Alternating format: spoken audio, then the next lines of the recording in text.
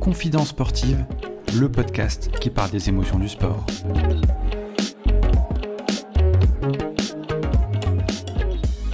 Partie de l'un des plus grands clubs de football américain, il fait partie des meilleurs joueurs français, âgé seulement de 23 ans. Il joue dans l'équipe des Black Panthers de Thonon-les-Bains.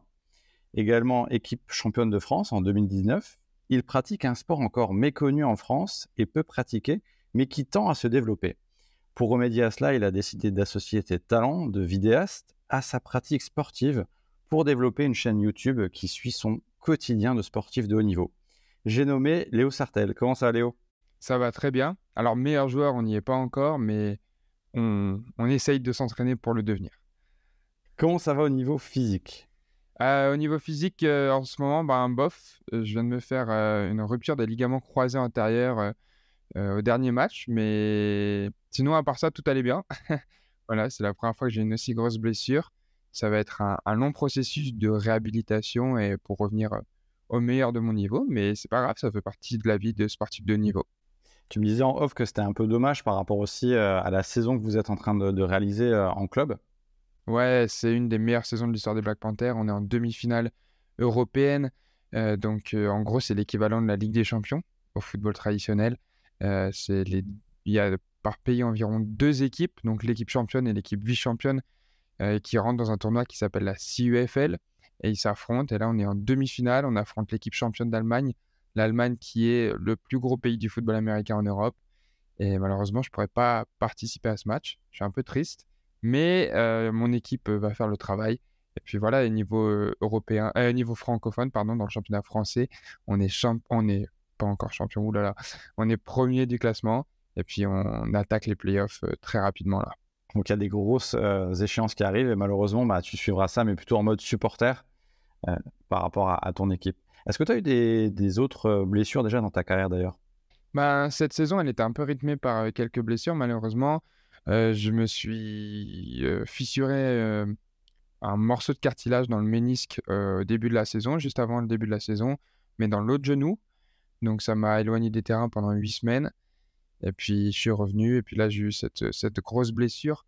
Je pense qu'on fait un sport où on n'a pas de saison sans blessure. On apprend vraiment à jouer dans la douleur, entre guillemets. La saison dernière, j'avais une entorse de grade 3 à mon pouce gauche. Et j'ai joué quand même avec, ça faisait très mal. C'est super long surtout à réparer parce que du coup, se reprendre des chocs dessus, c'est pas très agréable. Mais sinon, ouais, là, c'est vraiment quand même le plus gros truc qui me soit arrivé. Ok, alors on va retracer un peu ton parcours aussi dans cet épisode et merci d'avoir accepté l'invitation du podcast Confidence sportive, le podcast des émotions du sport. C'est avec grand plaisir. Alors dis-nous tout, si on repart à tes débuts, quels sont tes premiers souvenirs dans le sport ? Dans le sport en général ou le football américain ? Alors le sport en général. Le sport en général, je pense que de si loin que je me rappelle, j'ai toujours fait du sport. J'ai commencé par faire du judo quand j'étais plus jeune. Puis du basket, qui était un de mes premiers sports de cœur. Ensuite, j'ai déménagé. J'ai arrêté de jouer au basket parce que le club était assez loin ou alors c'était un club qui demandait beaucoup d'investissement. Puis j'étais plus jeune, j'avais une dizaine d'années, donc je ne comprenais pas encore tout ça, l'investissement au niveau du sport. Enfin, à ce point, au niveau compétition, tous les week-ends, etc., etc. Donc, j'ai fait du football traditionnel avec mes amis pendant presque 6 ans, je dirais. De 2011 à 2016. Donc, ça fait quand même pas mal d'années. Et après ça, je suis tombé dans le football américain, qui est un sport très gros ici à Thonon-les-Bains, dans ma ville, parce qu'évidemment, on a une très grosse équipe qui performe. Donc, c'est impossible de passer à côté quand on habite dans cette ville. Puis voilà, je me suis laissé charmer par ce sport et voilà ce que ça a fait de moi. Comment tu as découvert cette discipline-là et comment tu passes des disciplines que tu as évoquées, du judo, du football, du basket, au football américain au final ? Alors, j'avais des amis qui en faisaient, c'est souvent ça, on va pas se mentir, des amis plus âgés qui faisaient du football américain. Et tous les étés, il y a quelque chose qui s'appelle à Thonon, qui est le flag. Donc le flag, c'est un sport, un dérivé du football américain qui joue 5 contre 5 sans contact. C'est un sport très inclusif où beaucoup de gens peuvent venir jouer. Donc l'été, c'est ouvert à tout le monde. Donc j'ai commencé à à faire ça un premier été. Puis j'ai tellement apprécié, ça donne quand même le schéma du football américain quand on joue ce sport. J'ai tellement apprécié comment ça fonctionnait que j'ai décidé de m'inscrire au football américain. J'ai commencé par un camp directement qui s'appelle l'EFAJA. Donc généralement, c'est un camp de perfectionnement quand tu as déjà fait du foot, etc. Moi, j'avais jamais mis les pieds sur un terrain, euh, en équipement en tout cas. Et du coup, j'ai commencé par ce camp. C'était un peu dur, mais au final, ça m'a donné de très bonnes bases. Puis voilà, je suis tombé dans ce sport. Comme j'ai dit, c'est impossible de passer outre, de passer à côté ici à Thonon. J'avais déjà vu des matchs. Voilà, tu connais forcément un, deux, trois gars qui jouent, des gens qui sont dans le club. Il y a des affiches partout. Tu vas au McDo, il y a des affiches, etc., etc. Donc, impossible de passer à côté ici. Et par rapport à ton entourage, ta famille, tes amis, n'ont pas été surpris que tu ailles vers cette discipline-là? Ils t'ont encouragé dans ce sens-là? Ouais, non, j'ai toujours une famille très, très supportive de mes choix, très ouverte d'esprit. Ils m'ont permis de découvrir beaucoup de choses culturelles quand j'étais plus jeune. Ça n'a jamais été un problème que je change de sport, que je fasse deux sports en même temps, parce qu'à un moment, je cumulais le football et le basket, enfin le football normal, traditionnel. Et non, ça n'a jamais été un problème. Au contraire, ils m'ont poussé, bien sûr. À Thonon, c'est quand même gros. Même si je me souviens, mais on a toujours cet argument avec ma mère, est-ce que c'est vrai ou non, que quand je suis arrivé à Thonon ici en 2012, enfin en 2010, mais vers les années 2012, j'avais vu des affiches, etc. Et je voulais commencer à m'inscrire parce que je regardais un animé qui s'appelle High Shield 21, comme beaucoup de gens d'ailleurs qui font du football. Et elle m'avait dit non, c'est un peu dangereux et tout, on verra plus tard, mais pas quand t'as 12 ans, ta. Et elle dit que non. Apparemment, elle m'aurait jamais empêché, mais moi, je suis quasiment sûr qu'elle m'a empêché de faire du football américain au tout début. C'était peut-être aussi braver les interdits alors.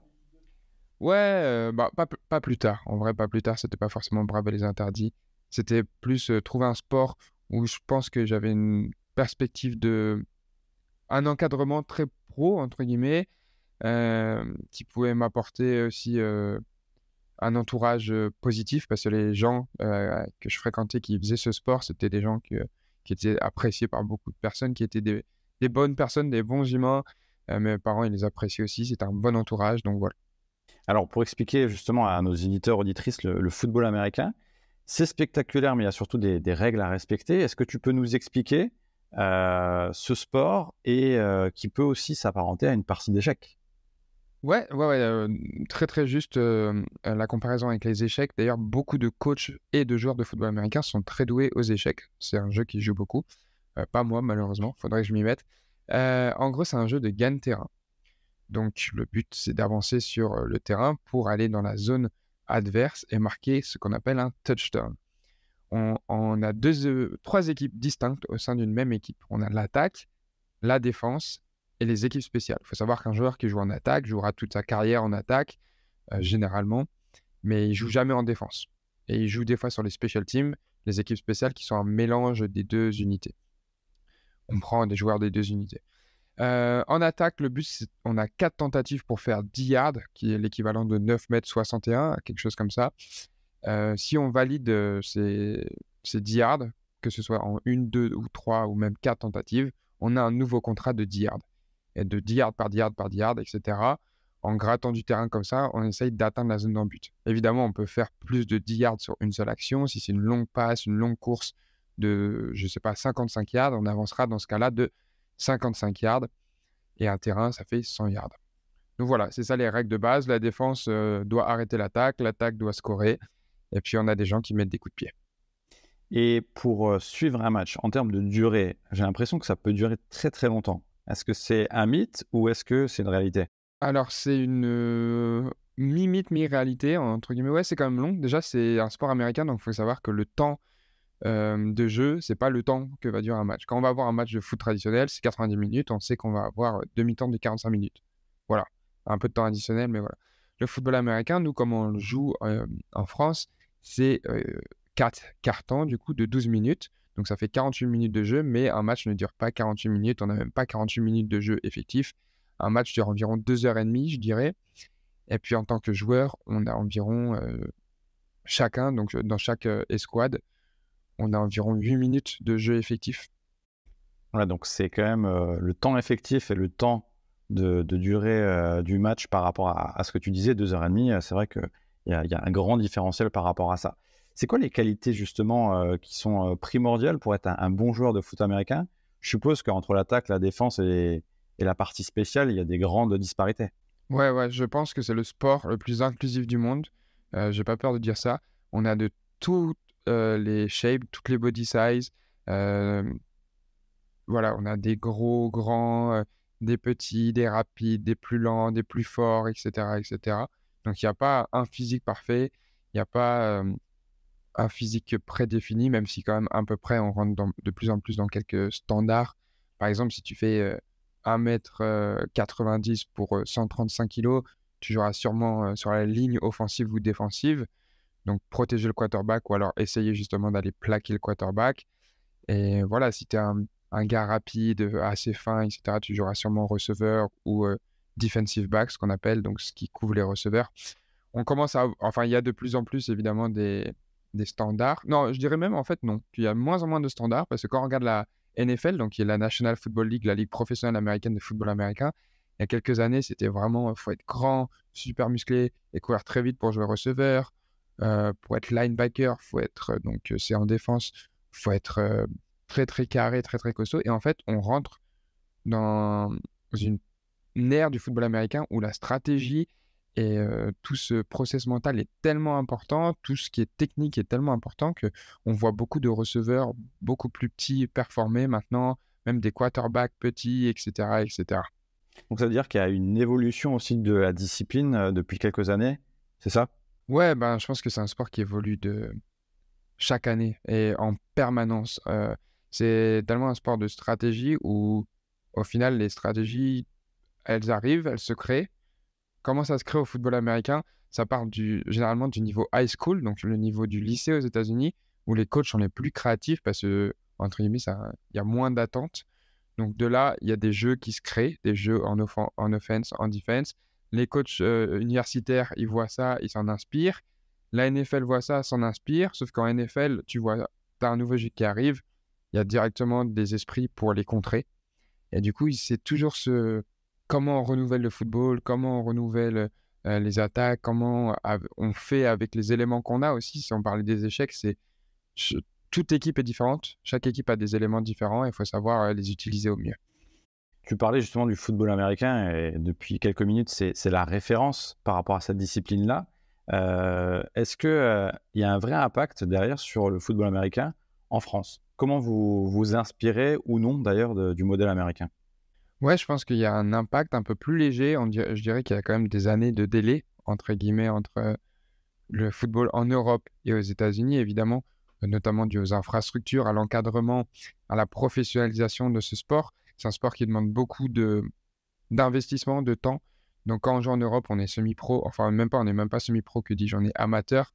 Donc, la plupart sont pas payés. Certains arrivent à, comme moi, à vivre, entre guillemets, de ça grâce à mon contenu. Mais c'est pas le football qui me paye, c'est pas le club qui me paye, etc. Et du coup, c'est un sport qui demande tellement d'investissement que quand que tu travailles 35 heures, 40 heures semaine et que tu dois jouer en plus, c'est compliqué. C'est très compliqué de lier les deux. Donc, c'est pour ça qu'on se développe aussi moins rapidement, outre la médiatisation peu importante de ce sport. Comment t'expliques justement la médiatisation en France, en Europe, bon, qui commence à attendre, mais pour moi, le foot américain, c'est le Super Bowl en France une fois dans l'année. Ouais, mais déjà, on n'est pas des très grands consommateurs de sport américain en France, parce qu'on ne consomme pas le sport de la même façon. En Europe, même, je peux généraliser. Euh, Déjà, le basketball, quand on parle de NBA, les gens consomment de plus en plus. Je pense que c'est le sport américain qui a le plus percé ici en Europe. Mais le fait que ça s'arrête souvent, qu'il y ait des cartons, qu'il y ait des temps morts, etc., c'est pas une consommation dont on a l'habitude en tant que consommateur de sport européen. Alors qu'aux États-Unis, il y a tout cette, cet état d'esprit autour du sport où on va voir un événement sportif, que ce soit un match NFL, un match NBA, on va pour tout ce qu'il y a autour. On va pour aussi les activités dans le stade, on va pour la nourriture, on va pour passer du temps entre amis, etc. On ne va pas juste voir le match. Donc c'est pour ça aussi, c'est des sports qui s'arrêtent beaucoup, c'est très fractionné. Après, on est obligé, hein. Franchement, le football américain, ce serait impossible de jouer en continu. C'est des actions qui durent en moyenne 8 secondes, entre 6 et 10 secondes. et on donne vraiment 120% de nos capacités physiques dans ce court laps de temps. Et du coup, c'est impossible de faire ça en continu. Tu disais, bah, c'est aussi la culture américaine, hein, la culture du sport qui est différente de chez nous. Est-ce que par rapport au football américain, toi, tu as aussi tes créateurs de contenu sur YouTube. Est-ce que c'est aussi développer le sport de manière différente avec des highlights, avec des petits contenus pour justement inciter à aller voir la discipline plus tard et s'intéresser à y participer tout simplement? Exactement, exactement. Franchement, je pense que beaucoup de gens seraient surpris du nombre de personnes qui ne connaissent rien en football américain qui me suivent. Parce que mon but, c'est pas forcément de montrer les matchs. Ça, tu peux en voir sur Internet, tu peux en voir partout. C'est de montrer comment ça se passe. C'est quoi la vraie situation de ce sport en France, en Europe. Est-ce que c'est vrai que tous les joueurs qui font ce sport sont des bourrins, se tapent toujours dessus et tout? Parce que malheureusement, c'est un cliché qui est encore parfois véhiculé. Là, on a de la chance, de plus en plus, le Super Bowl est médiatisé, il y a souvent des intervenants, de plus en plus, on parle de ce sport. Vraiment, j'ai vu une explosion de la médiatisation de ce sport en France notamment, mais en Europe aussi, ces 3 dernières années. Et pouvoir montrer toute cette face cachée, moi, ça me fait trop plaisir. C'est ça que je veux faire. Je veux changer l'image qu'a ce sport et je veux la développer et la faire grandir aussi.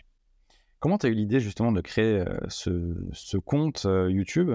Est-ce que c'est quelque chose qui te trottait dans la tête depuis un bout de temps? Est-ce que ça t'est venu par rapport à d'autres comptes que tu suivais également?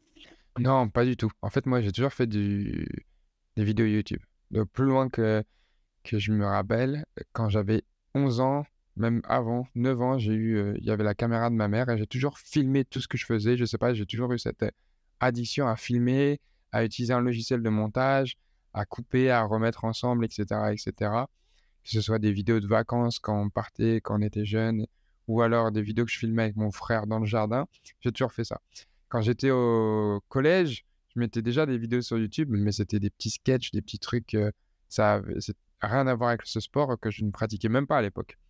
Puis, en grandissant, j'ai toujours continué cette passion à créer du contenu et j'ai commencé le football américain, mais de manière séparée. Un jour, je me suis dit, mais en fait, je devrais utiliser ma caméra et raconter mes histoires au football américain parce que c'est ce que j'aime faire, donc pourquoi je ne le fais pas? Et c'est deux choses qui me passionnent. Je les avais jamais fusionnées. Et j'ai commencé à fusionner ça. Et en fait, je me suis dit, pendant une semaine, je fais une vidéo par jour où je parle de football américain et on verra. C'est une petite communauté, tout le monde est serré en France. Peut-être ça va plaire. Puis même s'il n'y avait pas de but profond derrière d'essayer de percer ou quoi que ce soit, c'était vraiment par plaisir. Et regardez, je joue dans un des meilleurs clubs de France, ça se passe comme ça ici. Et du coup, j'ai commencé à faire ça. Et la troisième vidéo que j'ai sortie, donc j'allais à l'entraînement de 18h à 20h. Je filmais des trucs, ensuite je faisais le montage et le lendemain c'était posté. Et j'allais en cours quand même. Et du coup, pendant une journée de cours, je regarde et en fait, ma vidéo, dans la nuit, elle avait fait genre 20 000 vues. Mais c'était beaucoup à l'époque pour moi en une nuit. Et ça reste beaucoup d'ailleurs à l'heure actuelle. Et en fait, j'ai compris qu'il y avait quelque chose, il y avait une demande. Il y avait personne qui faisait vraiment ça, qui montrait vraiment ce que j'avais envie de montrer. Et même là, à l'heure actuelle, je pense que je suis toujours en recherche de qu'est-ce que j'ai vraiment envie de véhiculer, c'est- qu'est-ce que je veux que les gens comprennent dans mes vidéos et quelle est la valeur ajoutée de mon contenu. C'était quoi les premiers retours et les retours qui t'ont le plus touché également par rapport à ce que tu entreprends? Euh, les premiers retours, c'est les coéquipiers. C'est évidemment un truc dont on parle souvent. À chaque fois, je crée du contenu. Parce qu'il y a beaucoup de contenu qui est créé avec mes amis. C'est que, quoi qu'il arrive, c'est des souvenirs. C'est-à-dire, c'est des choses qu'on pourra montrer à nos enfants, à notre famille dans genre 20, 30 ans. Et on sera là en mode, Eh, regardez, on était tous ensemble, tout ça. Donc, ça, c'est un peu ma marque de fabrique, entre guillemets. Je me dis que tout ce que je crée doit être un souvenir et dont je serais fier de montrer à quelqu'un. Et ensuite, il y a les retours des gens qui ont commencé à me suivre, des gens qui ont commencé à s'intéresser au sport, des gens qui ont commencé toutes les courses sport. Et je me souviens, après une année à faire ça, enfin une saison, on était qualifié en finale nationale et je suis allé, ça se jouait dans le sud à Fos-sur-Mer et en descendant du bus des joueurs, j'étais surclassé du coup avec l'équipe senior. Il y a eu, il y avait un tournoi de U16, donc moins de 16 ans, de football américain. Et en fait, tous les joueurs ont genre crié mon nom, ils m'ont tous appelé, etc. J'ai fait plein de photos, tout ça, tout le monde criait. Et c'est là où je me suis rendu compte, en fait, c'est plus que juste des gens sur Internet, ça a un impact vraiment sur d'autres joueurs, sur des jeunes, sur tout ça. Et c'est là où j'ai vraiment compris l'impact que je peux avoir. Donc une vraie communauté qui s'est mise en place par rapport à ce que tu véhicules et ta chaîne YouTube. Exact. Déjà, je pense que la communauté du football américain, elle est, vu qu'elle est restreinte, elle est très soudée. Il y a beaucoup de contacts, d'opportunités, etc. Mais alors, en plus de pouvoir représenter cette communauté au sein d'un quelque chose de plus grand, ça crée vraiment un lien fort avec tout le monde. Est-ce que tu as eu aussi un peu de jalousie parce que tu crées du contenu, tu étais peut-être un peu plus médiatisé par rapport à des coéquipiers ou par rapport à d'autres équipes parce que du coup, tu crées ton propre contenu et tu es ton propre média. Exact. Alors, non, pas de jalousie, un peu d'incompréhension de certaines personnes plus âgées, des dirigeants de club ou quoi. C'est toujours un travail d'expliquer le métier de créateur de contenu sur Internet à des gens de plus de 50 ans. C'est comme ça, c'est la vie. Tout le monde n'est pas encore habitué. Mais jalousie au niveau des coéquipiers, jamais. J'ai une équipe tellement soudée, on a tellement quelque chose de très très spécial ici que jamais. Par contre, j'ai expérimenté pardon, l'année dernière pour la première fois un peu je dirais pas que c'est de la jalousie, mais de la focalisation de la part des adversaires. Je prétends jamais être le meilleur joueur de mon équipe, loin de là. Moi, je fais ça pour passion, j'aime partager, etc. C'est quelque chose qui a été clair dans mes vidéos. Je suis jamais en train de me mettre en avant en mode regardez, c'est moi le meilleur joueur des Black Panthers, tati tata. Pas du tout, c'est jamais l'image que je véhicule. Malheureusement, en match, le fait d'être là, la tête médiatique de mon équipe et d'une des meilleures équipes en Europe, parfois ça me porte préjudice, que ce soit dans les tribunes, tout le monde, des gens qui m'insultent, qui parfois me crient mon nom, des adversaires qui parlent mal, qui critiquent des vidéos, que ce soit sur le terrain ou dans les commentaires, etc. Des fois, ça arrive, mais c'est pas quelque chose sur lequel je me concentre. Est-ce que ça te demande aussi plus de préparation au niveau mental, d'avoir à la fois ce côté pratique du sport de haut niveau, mais en étant amateur par rapport à la professionnalisation qui n'est pas encore présente, et d'un autre côté, vivre de ton activité de créateur de contenu et d'allier les deux à ce que ça soit du haut niveau des deux côtés, quoi. Ouais, c'est dur. C'est très, très dur parce qu'en fait, c'est 2 activités qui demandent de l'investissement énorme. Si tu veux être fort et bon au foot, il faut t'investir presque comme un métier, tu vois? Déjà, on a beaucoup d'entraînements par semaine, plus, il faut s'entraîner en plus de son côté, faire de l'analyse vidéo et en plus de ça, YouTube, je suis pas à un stade de YouTube assez confortable où je peux me dire, enfin YouTube et tous les autres réseaux, où je peux me dire: «Vas-y, pendant 2 mois, je me concentre sur le foot».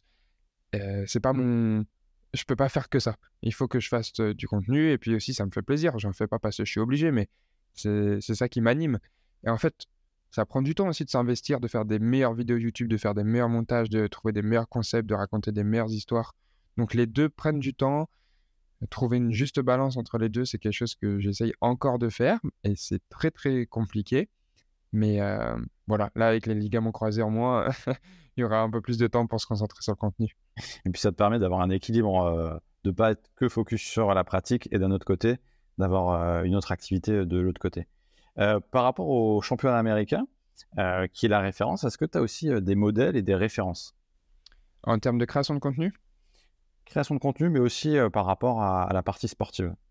à la partie sportive, j'ai pas vraiment de modèle de joueur parce que c'est compliqué, hein, de s'inspirer vraiment de quelqu'un, étant donné que personne n'a les mêmes habilités physiques que moi, dans un sens plus négatif que positif et mais évidemment, on regarde des receveurs, on regarde, d'autres gens qui jouent, il y a beaucoup de gens qui m'inspirent. J'aime énormément le foot, je suis vraiment, je dirais que je suis quand même assez fan de foot, donc de consommer du contenu de football, de joueurs et du savoir-faire, ça m'intéresse beaucoup et en termes de création de contenu, ouais, il y a quelques créateurs de contenu, mais pas forcément football qui m'intéressent. En fait, je m'inspire beaucoup d'autres créateurs de contenu et je vois ce qu'ils apportent dans leur niche et comment moi je peux appliquer ça au football. Et par rapport au niveau du championnat français, comment tu le vois évoluer? Parce qu'il est actuellement pardon, en pleine ascension. Alors, le championnat français, c'est un peu compliqué parce que on a un problème en France, il y a quelque chose qui est mal géré. Donc, je vais pointer du doigt personne, mais il y a des choses qui sont très mal gérées contrairement à d'autres championnats européens, que ce soit l'Allemagne, que ce soit l'Autriche, etc. Il y a 3 ans, il y a une nouvelle ligue qui est arrivée qui s'appelle l'European League of Football, une ligue pour laquelle j'ai travaillé d'ailleurs en tant que créateur de contenu pour eux, donc qui se veut, hein, c'est vraiment, je vais vulgariser en disant ça, mais l'équivalent de la NFL, mais en Europe. En prenant des équipes donc dans chaque pays européen. Là, on en a 8 en Allemagne, une en France cette année, en Espagne, en Italie, en Suisse, et cetera. Donc ça grandit de plus en plus chaque année. Il y a des nouvelles équipes qui rejoignent cette ligue. Et en fait, ils ont apporté de la visibilité, de la compétitivité, de la médiatisation extrême. Donc en Allemagne, ça passe sur les chaînes nationales. Au niveau des réseaux sociaux, chaque équipe a une vraie équipe réseaux sociaux.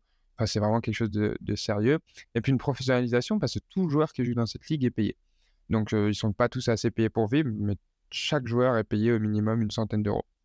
Donc le moins bon joueur sur la feuille de match touche 100 euros. Et ça, du coup, vu que le championnat français n'apportait rien de compétitif ou de visible ou tout ça, ça a entraîné une exil de beaucoup de joueurs dans ce championnat, voire d'autres championnats européens. Donc, pour moi, tant que la France ne trouvera pas un moyen de garder ses joueurs, un moyen de se situer, de se rendre compétitif et de se rendre intéressant, ça sera compliqué d'évoluer vraiment beaucoup. Et tout ça, je pense que ça passe aussi par des démarches de médiatisation. Et je trouve qu'on est vraiment loin d'être les meilleurs là-dedans. Qu'est-ce qui manque justement pour avoir cette médiatisation-là? Est-ce que c'est aussi... Alors forcément, je pense qu'il y a le nerf de la guerre, il y a aussi l'argent et peut-être des droits télé. Qu'est-ce qui pourrait permettre justement de développer cette discipline? Déjà, que les gens à la tête de son développement connaissent le sport, ça serait bien. C'est compliqué dans ce sport d'engager des équipes de médias et de marketing qui, du coup, ne connaissent pas forcément le sport, qui est un sport complexe, parce que c'est quelque chose de tellement précis et que des fois, on voit des choses qui sont partagées sur les réseaux qui sont n'importe quoi. Qu'en tant que joueur ou même en tant que fan, tu vois ça, tu dis bah non. Donc ça. Ensuite, ouais, bien évidemment, le nerf de la guerre, c'est l'argent. Il y a un problème d'argent, mais ça, on peut rien y faire. On peut pas claquer des doigts et qu'il y ait de l'argent qui arrive. En revanche, trouver des deals peut-être avec, comme tu as dit, des droits télé, des retransmissions de télé, aussi dynamiser le sport. En France, les matchs sont de plus en plus lents. Le corps arbitral, parfois, pas tous, hein, il y a vraiment des très bons arbitres. Ils sont essentiels au développement de sport, mais parfois, il y a des matchs où ils rendent ça long, chiant, ennuyant pour tout le monde. Et c'est un problème. C'est un problème. En fait, tout le monde a son ego un peu. En France, déjà, je pense qu'on est un pays avec beaucoup d'égo, mais que ce soit entre la fédération, les arbitres, les joueurs, les clubs, tout le monde, au lieu de tous parler et discuter en commun et essayer d'évoluer en commun, tout le monde est un peu assis sur ses idées et a du mal à faire entendre ses idées et à entendre les idées des autres. Chacun presse pour ses besoins et sa paroisse, en fait. Exact. Ouais, ce qui peut être préjudiciable dans pas mal de sports également, malheureusement en France. Est-ce que par rapport à tout ça, toi, tu as des objectifs particuliers au niveau sportif, mais aussi plus tard par rapport à ta chaîne?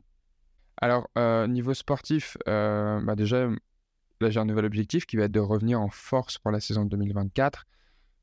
C'est vraiment être mon focus principal. Je ne sais pas où je jouerai, je ne sais pas quand je reviendrai exactement. Ça, c'est des choses que je réglerai plus tard, mais là, il faut vraiment que je revienne. J'ai pas d'objectif sportif vraiment à long terme, de jouer pro, de jouer tout ça. C'est pas vraiment dans mes capacités, c'est pas vraiment là où j'investis tout mon temps. J'ai envie de jouer avec du plaisir. J'ai envie de jouer à un bon niveau, à un niveau compétitif. J'ai envie de gagner des championnats, des matchs. Et j'ai envie d'être entouré aussi de mes amis. C'est important pour moi. Je ne pourrais pas aller tout seul dans un club où je connais personne. Le fait d'être ici entre amis, même en famille, je dirais presque, ça crée quelque chose de très, très spécial.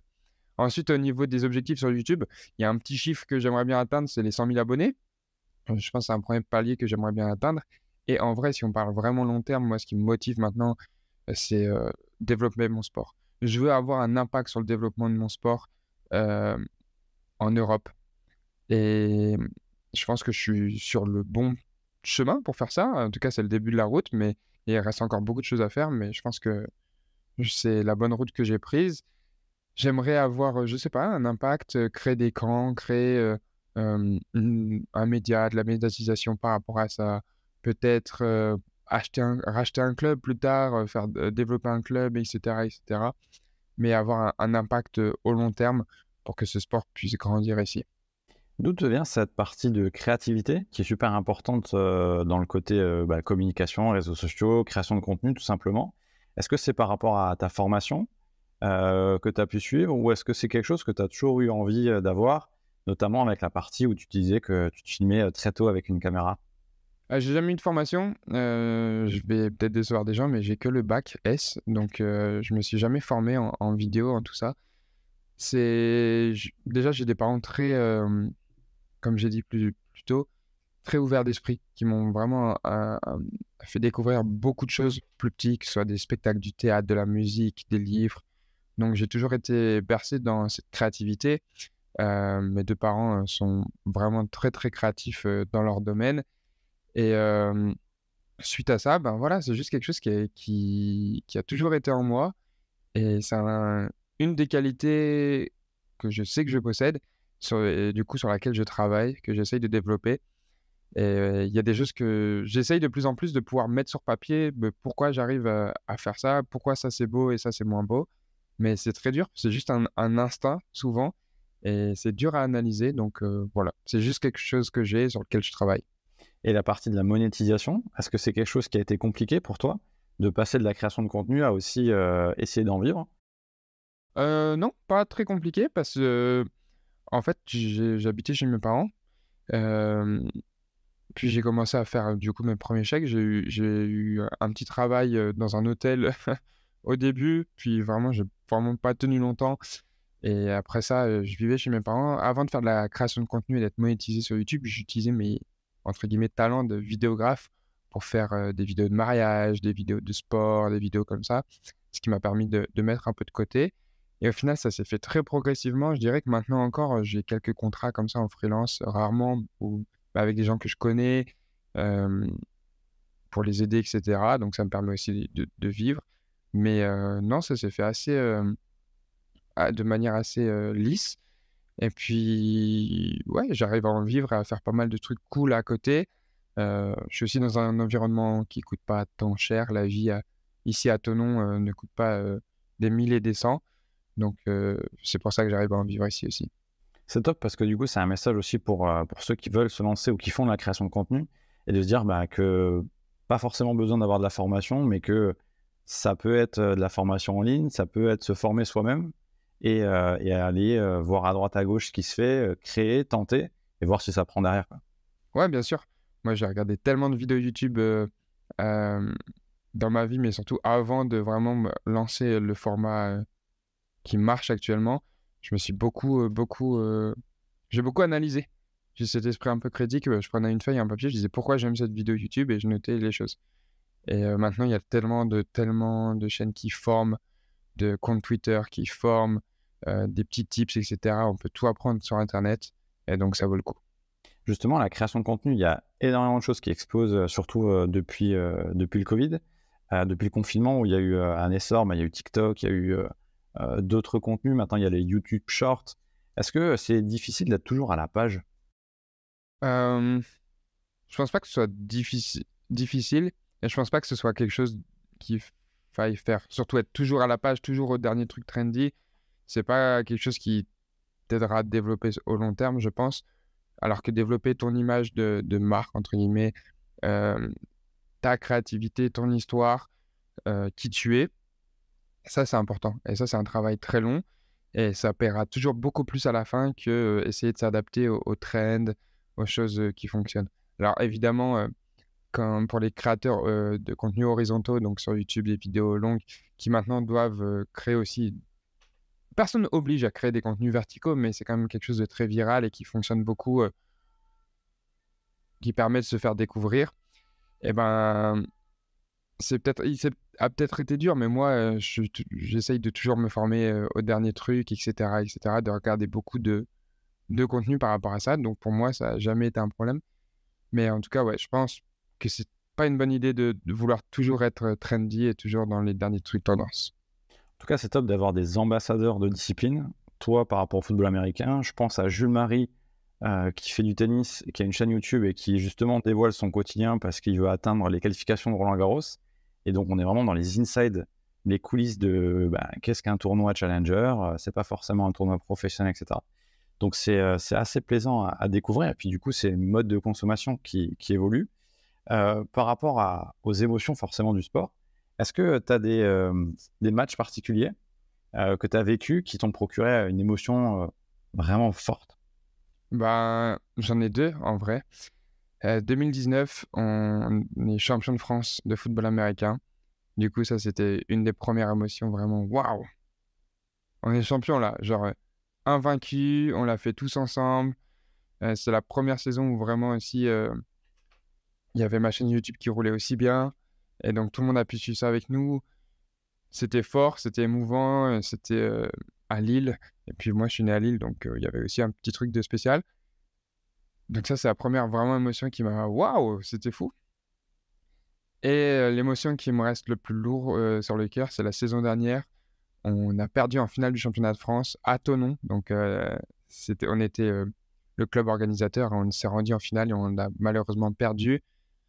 Ça, c'était dur. Ça fait mal, mal, mal, mal, mal. Hem et puis, ouais, c'est 2 émotions très contrastées, mais qui pèsent beaucoup et qui me motivent beaucoup chaque jour, je dirais. Et là, on est encore, le club organisateur cette saison pour la finale, donc j'espère qu'on s'y rendra. Par rapport à 2019 et 2022, à chaque fois, c'était un objectif, le titre?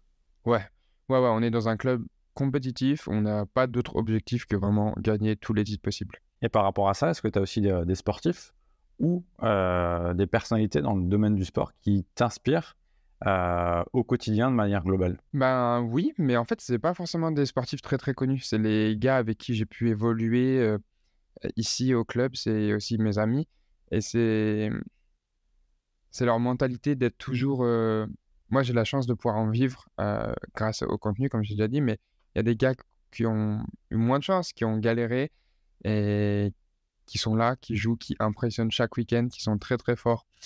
Donc, sportivement, physiquement, il y a des gars qui m'impressionnent, beaucoup de mes coéquipiers, notamment.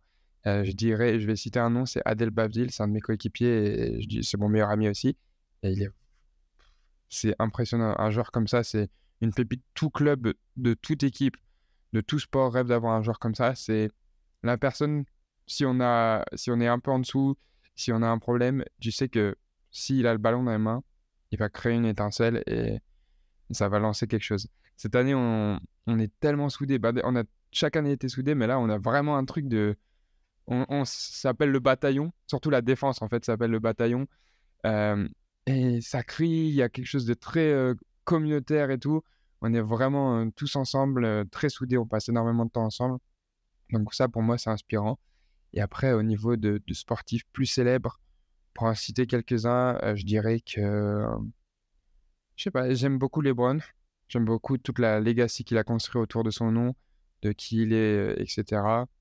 Surtout en sachant d'où il vient. Il y a quelque chose de très grand. J'aime aussi beaucoup Stephen Curry, parce qu'il a changé le sport. En vrai de vrai, il a eu un impact sur son sport qui a changé pour toujours, son sport. Même si on s'en rend pas compte là, je pense que d'ici une vingtaine, trentaine d'années, on se dira: «Waouh, c'est fou!» Le nombre de tirs à 3 points qu'il y a eu depuis l'ère Stephen Curry, comment ça a impacté, le basketball, c'est fou. Pro football américain, il y a un peu moins de storytelling malheureusement, parce qu'en fait, c'est un sport, qui est jouer sous un casque, sous une épaulière. On reconnaît pas forcément les joueurs. Tu peux être un super bon joueur, un super bon, jouer dans l'équipe championne, de NFL et tu peux marcher dans la rue et les gens te reconnaîtront pas. Évidemment, il y a des gens qui sont plus connus, je dirais Odell Beckham Jr. qui est un receveur très, très connu, qui est la tête du football américain, dans le monde. Patrick Mahomes aussi qui est un joueur incroyable.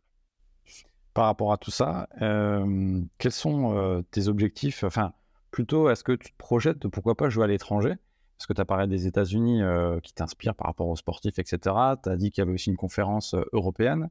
Est-ce que ça te plairait de jouer à l'étranger plus tard? Hem, ouais, je pense que j'aimerais bien faire l'expérience une saison. Je vois pas ça comme un projet en long terme, mais je pense que c'est quelque chose qui serait intéressant à documenter et à partager. Donc oui, ça m'intéresserait.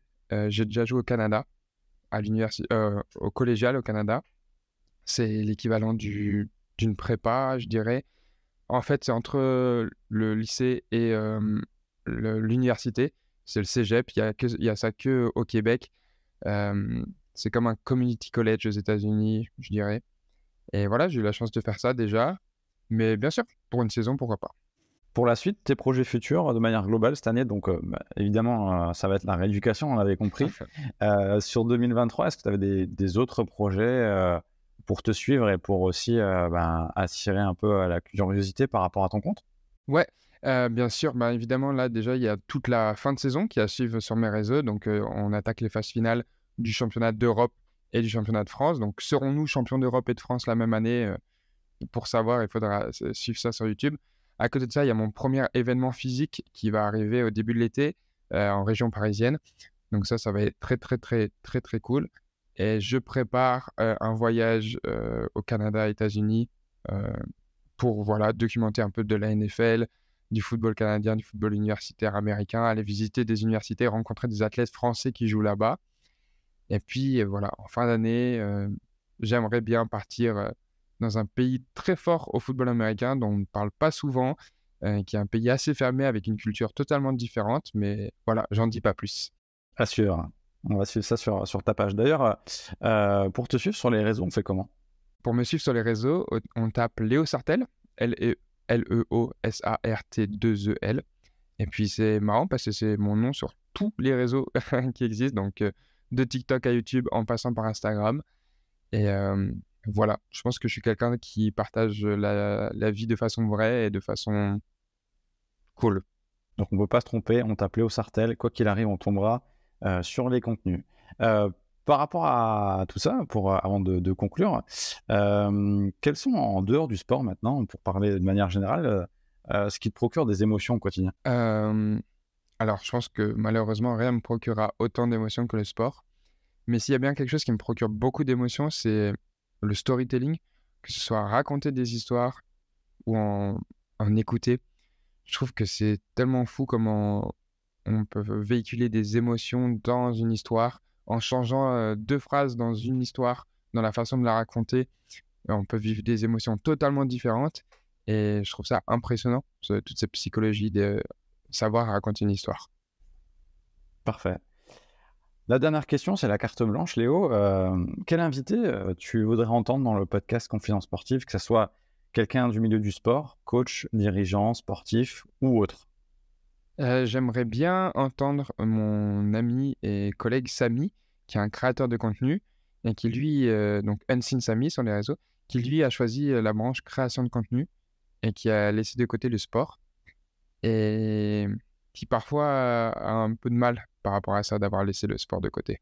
Et il vient de football américain? Il vient du football américain, c'est un créateur de contenu aussi autour du basket, autour des sports américains en France.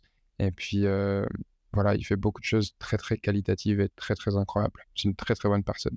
Bah écoute, merci pour la passe d'ess. Et puis le rendez-vous est pris du coup. Parfait. Top. Léo, merci pour tes confidences sportives. Le podcast continue d'évoluer et on va avoir plusieurs épisodes, notamment sur l'athlétisme qui va sortir prochainement. Donc à suivre sur les plateformes d'écoute. Continuez à partager bien sûr les épisodes, allez les écouter et à nous suivre sur les réseaux Confidence Sportive. Léo, à très vite. Porte-toi bien et bonne rééducation surtout. Merci beaucoup et puis à très bientôt. À très bientôt.